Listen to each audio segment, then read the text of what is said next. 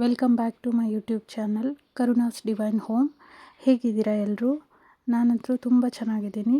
Hope ನೀವು ಎಲ್ಲರೂ ಚೆನ್ನಾಗಿದ್ದೀರಾ, ಚೆನ್ನಾಗಿರಬೇಕು ಅಂತ ಕೇಳ್ಕೊತಾ ಇವತ್ತಿನ ಬ್ಲಾಗ್ನ ಸ್ಟಾರ್ಟ್ ಮಾಡ್ತಾ ಇದ್ದೀನಿ. ಇನ್ನು ಈ ವಿಡಿಯೋ ಬಂದುಬಿಟ್ಟು ಲಾಸ್ಟ್ ವಿಡಿಯೋ ಏನು ಅಪ್ಲೋಡ್ ಮಾಡಿದ್ನಲ್ವ ಅದರದ್ದು ನೆಕ್ಸ್ಟ್ ಕಂಟಿನ್ಯೂಯೇಷನ್ ಇರುತ್ತೆ. ಮಕ್ಕಳು ಸ್ಕೂಲ್ಗೆ ಹೋದ್ಮೇಲೆ ನನ್ನ ರೊಟೀನ್ ಯಾವ ಥರ ಇರುತ್ತೆ ಅನ್ನೋದನ್ನು ನಾನಿಲ್ಲಿ ಶೇರ್ ಮಾಡಿದ್ದೀನಿ. ನಂದು ಅಂತಲ್ಲ, ಸಾಮಾನ್ಯವಾಗಿ ಎಲ್ಲ ಮನೆಯಲ್ಲೂ ಎಲ್ಲರ ಗೃಹಿಣಿಯರು ಮಾಡೋದು ಇದನ್ನೇ. ಮಕ್ಕಳು ಸ್ಕೂಲಿಗೆ ಹೋಗೋವರೆಗೂ ಒಂಥರ ಗಡಿಬಿಡಿ ಇರುತ್ತೆ. ಮಕ್ಕಳು ಹೋದ್ಮೇಲೆ ನಮ್ಮದೇ ಒಂಥರ ಲೈಫ್ ಸ್ಟೈಲ್ ಬೇರೆ ಆಗಿಬಿಡುತ್ತೆ. ನಾವೊಂದು ಸ್ವಲ್ಪ ತಿಂಡಿ ತಿಂದು ಮನೇಲಿ ಯಾವ ಥರ ಕೆಲಸ ಮಾಡ್ತೀನಿ ಅನ್ನೋದನ್ನು ಇಲ್ಲಿ ಶೇರ್ ಮಾಡ್ಕೊಂಡಿದ್ದೀನಿ. ಇನ್ನು ಅವರೆಲ್ಲ ಹೋದ್ಮೇಲೆ 9:30ಗೆ ನಾನೊಂದು ಸ್ವಲ್ಪ ತಿಂಡಿ ತಿಂತಾಯಿದ್ದೀನಿ ಟಿ ವಿ ನೋಡಿಕೊಂಡು. ಇನ್ನು ನನ್ನಿಬ್ಬರು ಮಕ್ಕಳು ಒಂದೇ ಸ್ಕೂಲಲ್ಲೇ ಇರೋದರಿಂದ ಅವ್ರ ಬಸ್ಸು ಒಂದೇ ಟೈಮಿಗೆ ಬರುತ್ತೆ. ಸೊ ಬೆಳಗ್ಗೆ ಎಕ್ಸಾಕ್ಟಾಗಿ 8:30 to 8:35 ಒಳಗಡೆ ಅವ್ರ ಬಸ್ ಬರುತ್ತೆ. ಸೊ ಅವರಿಬ್ಬರು ಅಷ್ಟೊತ್ತಿಗೆ ಹೊರಟು ಬಿಡ್ತಾರೆ. ನಮ್ಮನೆಯವರು 9ಗೆ ಹೋಗ್ತಾರೆ, ಒಂದೊಂದು ಸತಿ 8:45, 9. ಅವರು ಒಟ್ಟಿನಲ್ಲಿ 9:15 ಒಳಗಡೆ ಅವರು ಹೋಗ್ತಾರೆ. ಸೊ ಅವ್ರು ಹೋದ್ಮೇಲೆ ನಾನು ಒಂದು ಸ್ವಲ್ಪ ಹೊತ್ತು ಹೊರಗಡೆ ಹೋಗ್ಬಿಟ್ಟು ಗಾರ್ಡನಲ್ಲೆಲ್ಲ ಒಂದು ರೌಂಡ್ ಹಾಕ್ಕೊಂಡು ಬರ್ತೀನಿ. ಸೊ ಬಂದು 9:30ಗೆ ಹಂಗೆ ತಿಂಡಿ ತಿಂತೀನಿ. ಇನ್ನು ಕೆಲವೊಂದು ಸತಿ ಏನಾದರೂ ಬೇಗ ಹಶ್ವಾಗಿತ್ತು ಅಂದರೆ ಅವ್ರ ಜೊತೆನೇ ತಿಂಡಿ ತಿಂದುಬಿಡ್ತೀನಿ ನಾನು.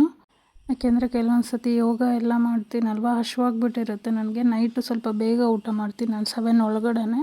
ಸೊ ಹಂಗಾಗಿ ಲಾಂಗ್ ಆಗಿರುತ್ತಲ್ವ 12 ಅವರ್ಸ್ ಮೇಲೆ ಹಶ್ವಾಗಿಬಿಡುತ್ತೆ ಒಂದೊಂದು ಸತಿ. ಸೊ ಹಶ್ವಾದಾಗ ಬೇಗ ತಿಂತೀನಿ, ಇಲ್ಲಾಂದರೆ ನಿಧಾನಕ್ಕೆ 9:30ಗೆ ಇವರೆಲ್ಲರೂ ಹೋದ್ಮೇಲೆ ತಿಂತೀನಿ. ಸೊ ಇವಾಗ ನನ್ನ ತಿಂಡಿ ಆಯಿತು.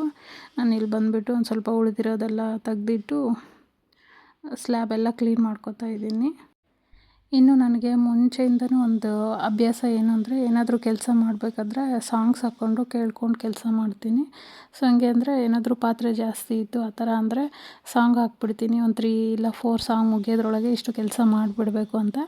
ಲೈಕ್ ಒಂದು 1/2 hour ಒಳಗಡೆ ಪಾತ್ರೆ ತೊಳೆಯೋದೆಲ್ಲ ಅದೇ ಥರನೇ ನಾನು ಸಾಂಗ್ಸ್ ಇಟ್ಕೊಂಡು ಇಲ್ಲ ಟೈಮ್ ಇಟ್ಕೊಂಡು ಮಾಡ್ತೀನಿ. ಹಂಗೆ ಮಾಡಿದಾಗ ಏನಾಗುತ್ತೆ ಅಂದರೆ ನನ್ನ ಫೋಕಸ್ ಕಡಿಮೆ ಆಗೋಲ್ಲ, ಬೇಗ ಕೆಲಸ ಮುಗಿಸ್ಬಿಡ್ತೀನಿ. ಲೈಕ್ ಹೇಗೆ ಅಂದರೆ ಇವಾಗ 9:30ಇಂದ 10 ಒಳಗೆ ನಾನು ಸ್ವಲ್ಪ ತಿಂಡಿ ತಿಂದು ಕಾಫಿ ಕುಡಿದು ರಿಲ್ಯಾಕ್ಸ್ ಆಗ್ತೀನಿ.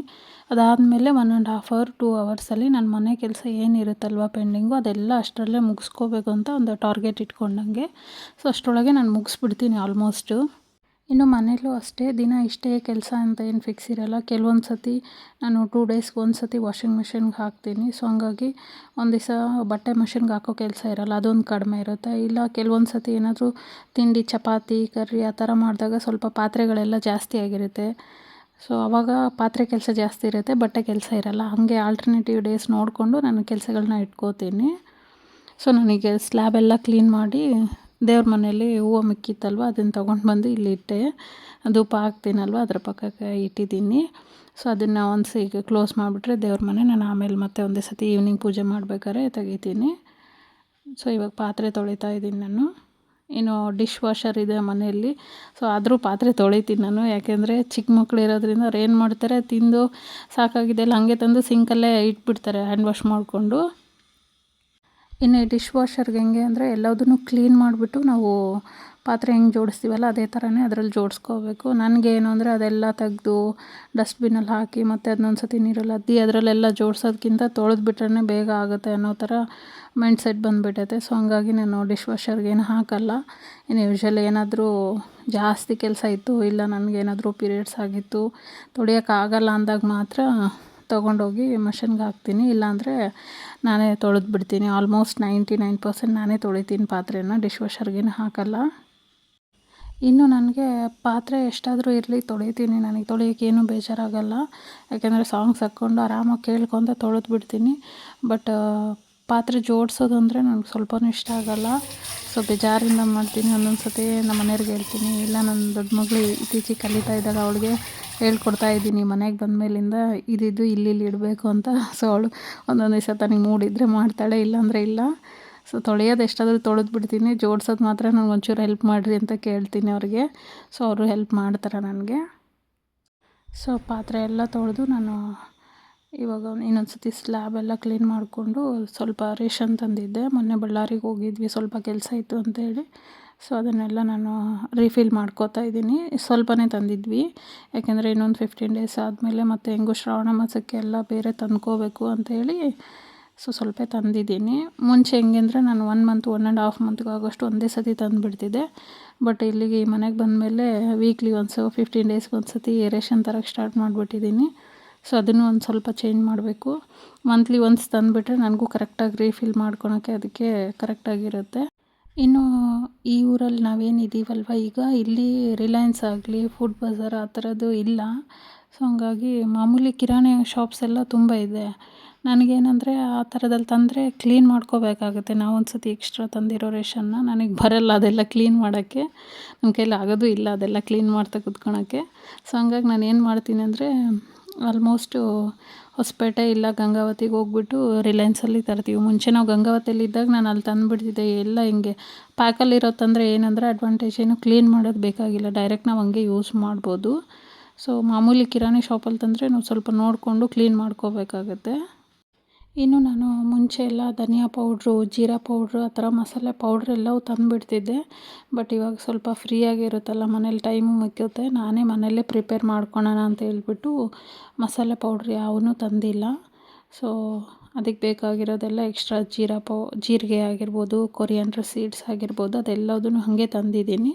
ಸೊ ನಾನೇ ಸ್ವಲ್ಪ ರೋಸ್ಟ್ ಮಾಡಿಬಿಟ್ಟು ಪೌಡ್ರ್ ಮಾಡ್ಕೊಳ್ಳೋಣ ಮನೆಯಲ್ಲೇ ಇನ್ಮೇಲಿಂದ ಅಂತೇಳಿ ಅವು ಯಾವ ಪೌಡ್ರನ್ನೂ ತಂದಿಲ್ಲ ಇಲ್ಲಿ. ಡ್ರೈ ಫ್ರೂಟ್ಸು ಒಂದು ಅರ್ಧ ಖಾಲಿ ಆಗಿಬಿಟ್ಟಿದೆ ಆಲ್ರೆಡಿ. ಸೊ ಬಟ್ ನಾನು ಡ್ರೈ ಫ್ರೂಟ್ಸ್ ಯಾವೂ ತಂದಿಲ್ಲ, ಯಾಕೆಂದರೆ ಶ್ರಾವಣ ಮಾಸ ಸ್ಟಾರ್ಟ್ ಆದಾಗ ಮತ್ತು ಎಲ್ಲದೂ ಈ ಡಬ್ಬಿ ಏನಿದೆ ಎಲ್ಲ ತೊಳ್ಕೊಂಡು ಇನ್ನೊಂದು ಸತಿ ರೇಷನ್ ತಂದ್ಕೊಂಡು ಅವಾಗ ಕಂಪ್ಲೀಟಾಗಿ ಎಲ್ಲ ಜೋಡಿಸ್ಕೊಳ್ಳೋಣ ಅಂತೇಳಿ ಸ್ವಲ್ಪನೇ ಇವಾಗ ಒಂದು 15 ಡೇಸ್ಗೆ ಎಷ್ಟು ಬೇಕು ನೋಡಿ ಅದಷ್ಟೇ ತಂದ್ಕೊಂಡಿದ್ದೀನಿ. ಇನ್ನಿದು ಸಾಸ್ಗಳೆಲ್ಲ ಹಾಕಿರ್ತೀವಲ್ಲ ಆ ಟ್ರೇನೂ ಫುಲ್ ಆಗಿಬಿಟ್ಟಿತ್ತು. ಸ್ವಲ್ಪ ಅದನ್ನು ಕ್ಲೀನ್ ಮಾಡ್ಕೊಳ್ಳೋಣ ಅಂತೇಳಿ ತೆಗಿತಾ ಇದ್ದೀನಿ. ಇಲ್ಲಿ ಬೇಡದೇ ಇರೋದು ಯಾವುದಾದ್ರೂ ಇದ್ದರೆ ಬಿಸಾಕಿಬಿಟ್ಟು ಇರೋದಷ್ಟೇ ಇಟ್ಕೊಳ್ಳೋಣ ಅಂತ. ಅದೆಲ್ಲದು ಲಾಸ್ಟ್ ಮಂತೇ ತಂದಿರೋದು, ಅದು ಡೇಟು ಇತ್ತು, ಇನ್ನೂ ಚೆನ್ನಾಗಿತ್ತು. ಕೆಲವೊಂದಂತೂ ಓಪನೇ ಮಾಡಿಲ್ಲ, ಹಂಗೆ ಇಟ್ಟಿದ್ದೀನಿ. ಆ ಮಯೋನೀಸು ಅದು ಎಲ್ಲದು, ಅದಕ್ಕೆ ನೋಡಿ ಯಾವ ಥರ ಜೋಡಿಸ್ಕೋಬೇಕು ಅಂತ ನೋಡ್ತಾ ಇದ್ದೆ. ಇನ್ನು ಈ ಸಾಸ್ ಎಲ್ಲದು ನಾವೇನು ಇದು ಮಾಡ್ತೀವಲ್ವ, ವೆಜ್ ಫ್ರೈಡ್ ರೈಸ್ ಅಂದರೆ ಶೆಜ್ವಾನ್ ಫ್ರೈಡ್ ರೈಸು, ಆಮೇಲೆ ಪಾಸ್ತಾ, ಮ್ಯಾಗಿ ಮಾಡಿದಾಗ ಯೂಸ್ ಮಾಡ್ಕೋತೀವಿ. ಮಂತ್ಲಿ ಒನ್ಸ್ ಟ್ವೈಸ್ ಮಾಡ್ತಾನೆ ಇರ್ತೀವಿ. ಯಾಕಂದರೆ ಸಂಡೇ ಏನಾದರೂ ಸ್ವಲ್ಪ ಬೇರೆ ತಿನ್ನಬೇಕು ಅನಿಸ್ದಾಗ ಮಾಡ್ತೀವಿ. ಸಂಡೇ ಮ್ಯಾಗಿ ಇಲ್ಲ ಪಾಸ್ತಾ ಸ್ವಲ್ಪ ಕಡಿಮೆನೇ. ಮ್ಯಾಗಿ, ಶೆಜ್ವಾನ್ ಫ್ರೈಡ್ ರೈಸು ಆ ಥರದ್ದು ಮಾಡ್ಕೊತೀವಿ. ರೆಗ್ಯುಲರಾಗಿ ಅನ್ನ ಸಾಂಬಾರು, ಇಡ್ಲಿ, ದೋಸೆ ಆ ಥರದ್ದು ತಿಂದು ಬೇಜಾರಾಗಿರುತ್ತಲ್ಲ, ಹಾಗಾಗಿ ವೀಕ್ಲಿ ಒನ್ಸ್ ಇವು ಮಾಡಿದಾಗ ಸ್ವಲ್ಪ ಸಾಸಸ್ ಎಲ್ಲ ಹಾಕೇ ಮಾಡ್ತೀನಿ ನಾನು, ಟೇಸ್ಟ್ ಚೆನ್ನಾಗಿರುತ್ತೆ ಅಂತೇಳಿ. ಇನ್ನು ನನ್ನ ದೊಡ್ಡ ಮಗಳಿಗೆ ನಾವು ಎಲ್ಲರೂ ಪನ್ನೀರ್ ಅಂದರೆ ಇಷ್ಟಪಟ್ಟೆ ತಿಂತೀವಿ. ಬಟ್ ಸಣ್ಣವಳು ತಿನ್ನಲ್ಲ ಪನ್ನೀರು, ಕರ್ರಿ ಮಾಡಿದರೆ ಅದೆಲ್ಲ. ಸೊ ಏನಾಗುತ್ತೆ ಅಂದರೆ ಸ್ವಲ್ಪ ಈ ಸಾಸ್ ಎಲ್ಲ ಹಾಕಿಬಿಟ್ಟು ಪನ್ನೀರನ್ನ ಹಿಂಗೆ ಫ್ರೈ ಮಾಡಿಕೊಟ್ರೆ ಚೆನ್ನಾಗಿದೆ, ಗೋಬಿ ಥರ ಅನಿಸುತ್ತೆ ಅವಳಿಗೆ. ಸೊ ಹಂಗಾಗಿ ತಿಂತಾಳೆ. ಇಲ್ಲಾಂದರೆ ಬರೀದೆ ಕೊಟ್ಟರೆ ಇಲ್ಲ ಕರ್ರಿ ಮಾಡಿದಾಗ ಪನ್ನೀರನ್ನ ಎತ್ತಿಟ್ಬಿಡ್ತಾಳೆ. ಅದಕ್ಕೋಸ್ಕರ ಸ್ವಲ್ಪ ಲೈಟಾಗಿ ಸಾಸಸ್ ಎಲ್ಲ ಹಾಕಿ ಫ್ರೈ ಮಾಡಿ ಕೊಡ್ತೀನಿ ನಾನು ತುಪ್ಪದಲ್ಲಿ ಪನ್ನೀರನ್ನ, ತಿನ್ನೋಕ್ಕೆ ಚೆನ್ನಾಗಿರುತ್ತೆ ಅಂತೇಳಿ. ಇನ್ನು ನಾನು ಮೊನ್ನೆ ಮೀಶೋಲ್ಲಿ ಸ್ವಲ್ಪ ಇದು ಸಾಲ್ಟು ಮತ್ತು ಚಿಲ್ಲಿ ಪೌಡ್ರ್ ಹಾಕೋಕ್ಕೆ ಬೇಕು ಅಂತೇಳಿ ಪಿಂಗಾಣಿದು 2 ಜಾರ್ ತರಿಸ್ಕೊಂಡಿದ್ದೆ. ಚೆನ್ನಾಗಿದೆ, ಇದು ಚೆನ್ನಾಗಿಲ್ಲ ಅಂತಲ್ಲ, ತುಂಬ ಕ್ಯೂಟಾಗಿದೆ. ಬಟ್ ಏನಂದರೆ ಸೈಜು ಕಡಿಮೆ, ಸಣ್ಣದು ಬಂದುಬಿಟ್ಟಿದೆ. ಸಣ್ಣದು ಬಂದಿಲ್ಲ, ನಾನು ನೋಡಿಲ್ಲ ಸರಿಯಾಗಿ, ಸಣ್ಣದನ್ನೇ ಮಾಡಿದ್ದೀನಿ ಆರ್ಡ್ರು. ಅದು ಬಂದಮೇಲೆ ಗೊತ್ತಾಯಿತು ಇದು ಸಣ್ಣದಿದೆ ಅಂತೇಳಿ. ಹಿಂಗೆ ನಮ್ಮ ಮನೆಯವ್ರಿಗೆ ಹೇಳ್ತಾಯಿದ್ದೆ, ಇದು ಸಣ್ಣದಾಗ್ಬಿಟ್ಟಿದೆ, ಇನ್ನೊಂದು ತರಿಸ್ಕೋಬೇಕು ಅಂತೇಳಿ.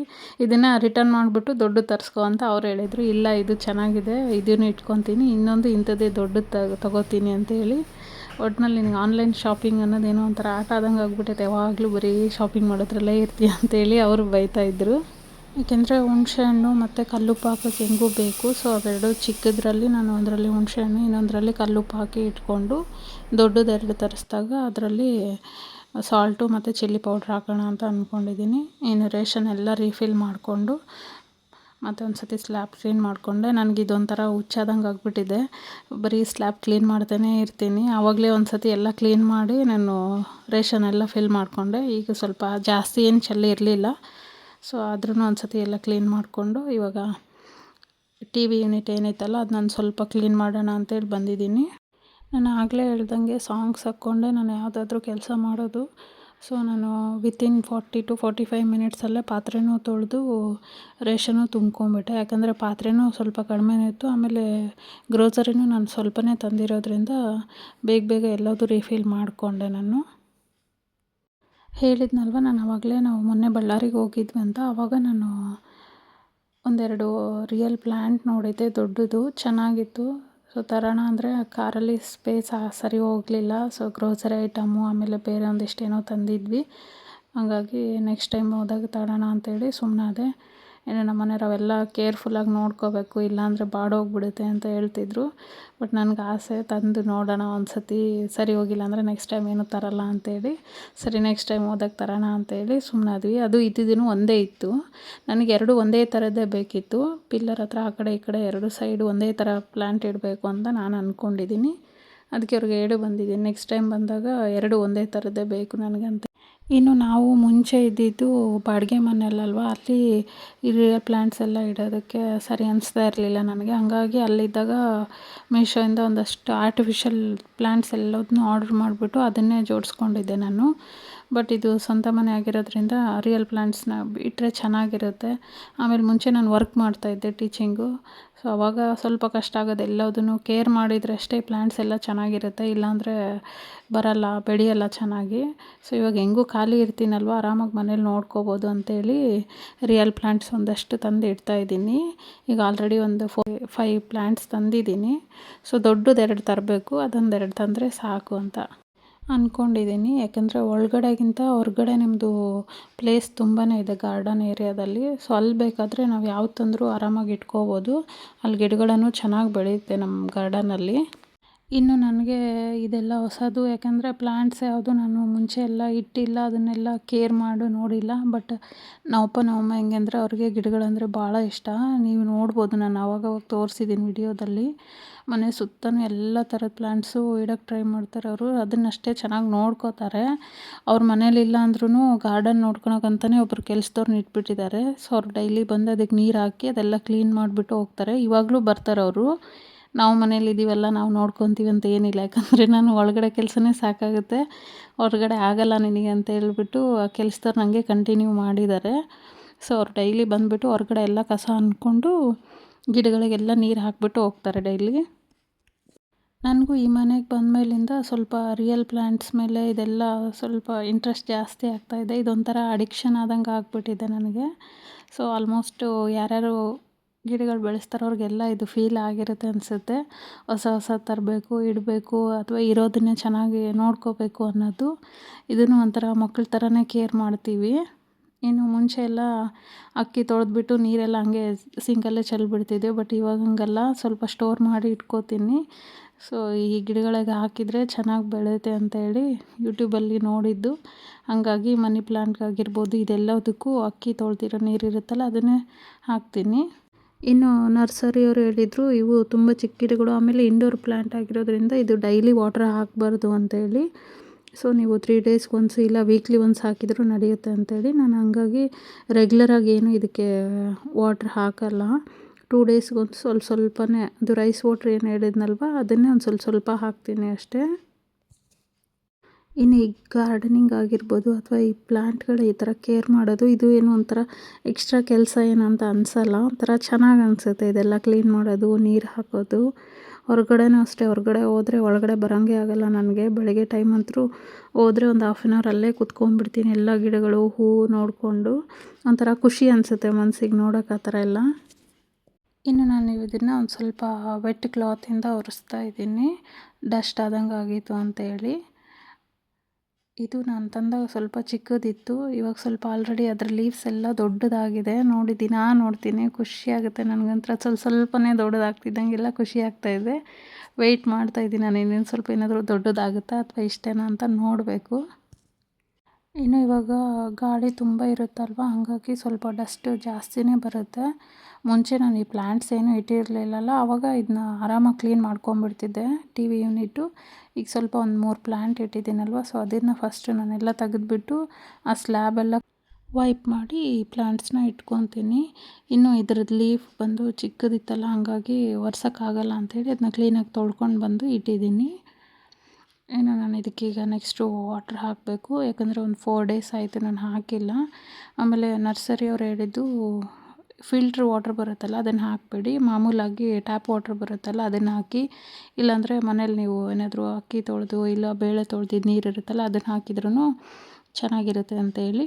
ಇನ್ನು ನಾನು ರೈಸ್ ವಾಟ್ರನ್ನ ಇಟ್ಟಿದ್ದೀನಿ ಲೋಟದಲ್ಲಿ, ಬಟ್ ಮರೆತು ವಿಡಿಯೋ ಮಾಡಬೇಕಾದ್ರೆ ಜಗ್ಗಲ್ಲಿರೋ ನೀರು ತಂದುಬಿಟ್ಟೆ ಹಾಕ್ತಾಯಿದ್ದೀನಿ ನಾನು ಮುಂಚೆನೇ ಹೇಳಿದ್ನಲ್ವ, ವೀಡಿಯೋ ಮಾಡಿಕೊಂಡು ನಾವೇನಾದರೂ ಕೆಲಸ ಮಾಡ್ತಾಯಿದ್ರೆ ಮೈಂಡು ಸ್ವಲ್ಪ ಫೋಕಸ್ ಕಡಿಮೆ ಆಗುತ್ತೆ. ಅದು ರೆಕಾರ್ಡ್ ಆಗ್ತಿದೆಯೋ ಇಲ್ವೋ, ಏನು ಮಾಡ್ತಾಯಿದ್ದೀವಿ ಅನ್ನೋದು. ಸೊ ಹಂಗಾಗಿ ನಾನು ಆ ವಾಟರ್ ತೆಗ್ದಿಟ್ಟಿರೋದನ್ನ ಮರೆತು ಈ ನೀರನ್ನೇ ಹಾಕ್ತಾಯಿದ್ದೀನಿ. ಇನ್ನು ಇದೇನಿದೆಲ್ಲ 2 ಪುಟ್ಟ ಗಿಡಗಳು. ಇದು ಬಂದು ಪೀಸ್ ಲಿಲ್ಲಿ. ಇದನ್ನು ನಾನು ಅಮೆಝಾನಲ್ಲಿ ಆರ್ಡ್ರ್ ಮಾಡ್ಕೊಂಡಿರೋದು.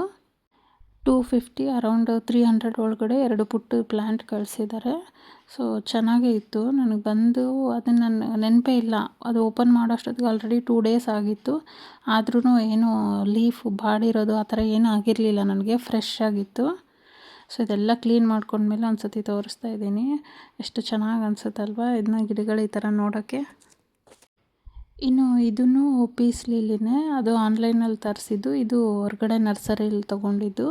ಯಾವುದು ಚೆನ್ನಾಗಿ ಬರುತ್ತೆ ನೋಡಿ ಅದನ್ನೇ ಮನೇಲಿ ಇಟ್ಕೊಂಡು ಉಳಿದಿದ್ದು ಹೊರಗಡೆ ಹಾಕೋಣ ಅಂದ್ಕೊಂಡಿದ್ದೀನಿ. ಹೊರಗಡೆ ಅಂದರೆ ಕಾರಿಡಾರಲ್ಲಿ ಸ್ಪೇಸ್ ಇದೆ ಅಲ್ವ ನಮ್ಮದು, ಅಲ್ಲಿ 2 ಇಡೋಣ ಅಂತೇಳಿ. ಇನ್ನು ಇದೆಲ್ಲ ಕ್ಲೀನ್ ಮಾಡಿಬಿಟ್ಟು ನಾನು ಕೆಲಸದವ್ರು ಬಂದಿದ್ರಲ್ವ ಆಂಟಿಗೆ ಒಂದು ಸ್ವಲ್ಪ ತಿಂಡಿ ಕೊಟ್ಟು ಆಮೇಲೆ ಟೀ ಮಾಡಿಕೊಟ್ಟೆ. ಅವರು ಕುಡಿದು ಹೋದರು. ಸೊ ಒಂದು 10 ನಿಮಿಷ ನಾನು ಅವ್ರ ಜೊತೆ ಮಾತಾಡಿ ಇವಾಗ ಬಟ್ಟೆ ನಿನ್ನೆ ಒಣಗಾಕಿದ್ನಲ್ವ ಅದು ತಗೊಂಡು ಹೋಗೋಣ ಅಂತೇಳಿ ಬಂದಿದ್ದೀನಿ. ಹಿಂದ್ಗಡೆ ನಾವು ವಾಷಿಂಗ್ ಮಿಷಿನ್ ಇಟ್ಟಿದ್ವಲ್ಲ ಅಲ್ಲೇ ಒಣಗಾಕೋಕ್ಕೆ ಮಾಡ್ಕೊಂಡಿದ್ದೀವಿ. ಕಿಚನ್ ಪಕ್ಕನೇ ಇರೋದ್ರಿಂದ ವಾಷಿಂಗ್ ಮಿಷಿನು ಡಿಶ್ ವಾಷರ್ 2 ಅಲ್ಲೇ ಇಟ್ಟಿದ್ದೀವಿ. ಸೊ ನಮಗೆ ಬಟ್ಟೆ ಒಗ್ದಾಕಿದ್ಮೇಲೆ ತಗೊಳಕ್ಕಾಗಿರ್ಬೋದು, ಒಣಗಾಕೋಕ್ಕಾಗಿರ್ಬೋದು ಈಸಿ ಆಗುತ್ತೆ. ಮೇಲ್ಗಡೆನೂ ತುಂಬ ಬಿಟ್ಟಿದ್ದೀವಿ ಜಾಗ ಬಟ್ಟೆ ಎಲ್ಲ ಒಣಗಾಕೋಕ್ಕೆ. ಬಟ್ ಪ್ರತಿದಿನವೂ ಅಲ್ಲೋಗಿ ಅಷ್ಟು ಮೇಲ್ಗಡೆ ಬಟ್ಟೆ ಹಾಕಿ ತರೋಕ್ಕಾಗಲ್ಲ. ಇಲ್ಲಾದರೆ ಆರಾಮಾಗಿ ಹಾಕಿ ತಗೋಬೋದು ಅಂತೇಳಿ. ಇನ್ನು ಬೆಡ್ಶೀಟು ಆ ಥರದ್ದು ಏನಾದರೂ ವಾಶ್ ಮಾಡಿದಾಗ ಮೇಲ್ಗಡೆ ಒಣಗಾಕ್ತೀವಿ. ಮುಂಚೆ ಹೆಂಗೆ ಅಂದರೆ ನಾನು ಬಟ್ಟೆ ವಾಶ್ ಮಾಡಿ ಒಳಗೆ ತಂದು ಹಾಕಿದರೆ ಸೋಫಾ ಮೇಲೆ ಹಂಗೆ ಇರ್ತಾಯಿತ್ತು. ಇನ್ನು ಸಂಡೇ ಬಂದಾಗ ಮನೆಯವರೆಲ್ಲ ಕೂತ್ಕೊಂಡು ನಾವು ಡಿವೈಡ್ ಮಾಡಿಬಿಟ್ಟು ಯಾರ ಬಟ್ಟೆ ಅವ್ರಿಗೆ ಮಡಚಿ ಇಟ್ಕೋತಾ ಇದ್ವಿ. ಏಕೆಂದರೆ ಬೆಳಗ್ಗೆ ಸ್ಕೂಲ್ಗೆ ಹೋಗಿ ನಾವು ಈವ್ನಿಂಗ್ ಬರೋಷ್ಟೊತ್ತಿಗೆ 6 ಆಗ್ತಾಯಿತ್ತು. ಸೊ ಟೈಮ್ ಸಾಕಾಗ್ತಿರ್ಲಿಲ್ಲ ಇವೆಲ್ಲ ಮಾಡೋಕ್ಕೆ. ಪೆಂಡಿಂಗ್ ಉಳಿದ್ಬಿಡ್ತಾಯಿದ್ದು ಕೆಲವೊಂದು ಕೆಲಸಗಳು. ಅದನ್ನು ನಾವು ಸಂಡೆಗೆ ಇಟ್ಕೊತಾ ಇದ್ವಿ. ಬೆಡ್ಶೀಟ್ ವಾಶ್ ಮಾಡೋದು, ಬಟ್ಟೆ ಮಡಚೋದು, ಮನೆ ಡಸ್ಟಿಂಗ್ ಮಾಡೋದಾಗಿರ್ಬೋದು ಎಲ್ಲದು. ಬಟ್ ಇವಾಗ ನಾನೇನು ವರ್ಕ್ ಮಾಡ್ತಾಯಿಲ್ಲ, ಆರಾಮಾಗಿ ಮನೆಯಲ್ಲೇ ಇರ್ತೀನಲ್ವ, ಹಂಗಾಗಿ ಆವಾಗಿನ ಕೆಲಸ ಆವಾಗೇ, ಅವತ್ತಿನ ಕೆಲಸ ಅವತ್ತೇ ಮಾಡ್ತಾಯಿದ್ದೀನಿ ಎಲ್ಲದು. ಸೊ ರೆಗ್ಯುಲರಾಗಿ ಮಡಚಿಟ್ಬಿಟ್ರೆ ಬಟ್ಟೆನೂ ಕಡಿಮೆ ಇರುತ್ತೆ, ಸೊ ಬೇಗನೂ ಆಗುತ್ತೆ. ಇನ್ನು ನಾನು ಆಗಲೇ ಹೇಳ್ದಂಗೆ ಟೈಮ್ ಇಟ್ಕೊಂಡು ಕೆಲಸ ಮಾಡ್ತೀನಿ ಅಂತೇಳಿ. ಸೊ ಒಂದೊಂದು ಕೆಲಸಕ್ಕೆ 1/2 ಅವರ್ ಇಲ್ಲ 20 ಮಿನಿಟ್ಸ್ ಅಂತ ಫಿಕ್ಸ್ ಮಾಡ್ಕೊಂಬಿಡ್ತೀನಿ. ಹಾಗಾಗಿ ನನ್ನ ಮನೆ ಕೆಲಸ ಎಲ್ಲದು 1.5 ಅವರು ಮ್ಯಾಕ್ಸಿಮಮ್ ಅಂದರೆ 2 ಅವರ್ಸಲ್ಲೇ ಮುಗಿದೋಯ್ತು. ಸೊ ಇವಾಗ ನಾನೊಂದು ಸ್ವಲ್ಪ ಲ್ಯಾವೆಂಡರ್ ಅದು ದೀಪನ ಇಲ್ಲಿ ಹಚ್ಕೊಂಡಿದ್ದೀನಿ. ಯಾಕಂದರೆ ಸ್ಮೆಲ್ ಚೆನ್ನಾಗಿ ಬರುತ್ತೆ, ಒಂಥರ ರಿಲ್ಯಾಕ್ಸ್ ಅನಿಸುತ್ತೆ ಮೈಂಡಿಗೆ ಸ್ಮೆಲ್ಲು. ಸೊ ಒಂದು 1/2 ಅವರ್ ನಾನು ಟಿ ವಿ ನೋಡ್ತೀನಿ, ಇಲ್ವಾ ಮೊಬೈಲಲ್ಲಿ ಏನಾದರೂ ನೋಡಿಕೊಂಡು ನಾನೊಂದು ಸ್ವಲ್ಪ ರಿಲ್ಯಾಕ್ಸ್ ಮಾಡ್ತೀನಿ ಒಂದು 1/2 ಅವರ್ ಹಂಗೆ. ಸೊ ಇಷ್ಟೇ ಫ್ರೆಂಡ್ಸ್ ಇವತ್ತಿನ ವ್ಲಾಗ್. ಈ ವಿಡಿಯೋ ಏನಾದರೂ ನಿಮ್ಗೆ ಇಷ್ಟ ಆಗಿದ್ದರೆ ದಯವಿಟ್ಟು ಲೈಕ್ ಮಾಡಿ, ಶೇರ್ ಮಾಡಿ.